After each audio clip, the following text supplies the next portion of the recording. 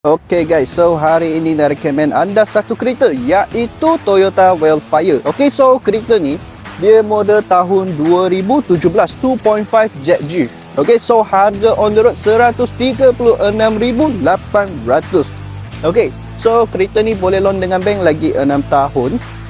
So bulanan dia agak tinggi sikit dalam 2,000 plus and minus. Okay, 2,000 lebih lah, dekat 3,000. Okay, kalau ini korang loan dengan bank lah.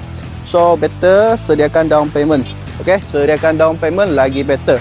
So kalau you orang nak tarik panjang sikit loan punya masa, boleh cuba loan dengan kredit lah. Okay, so kereta ni dah lock. Tak apa, saya tunjuk korang outlook. Okay, so tengok outlook dia nampak memang luxury lah. Dengar Wildfire, dengar Alphard, dah tahulah kereta ni MPV yang luxury. Biasanya untuk tauke-tauke besar, untuk bos-bos besar lah.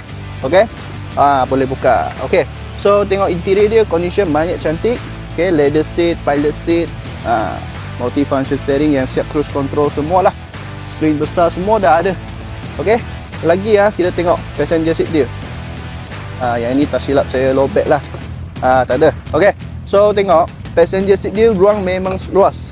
Dan tengok kerusi pilot seat memang sangat-sangat cantik kawan-kawan. Atas ada lagi ambient light, moonroof dan juga sunroof. So kawan-kawan, kalau korang tengah cari kereta family, okay, inilah saya recommend untuk korang. Nampak luxury sikit. So itu saja kawan-kawan. Berminat komen bawah ataupun PM saya.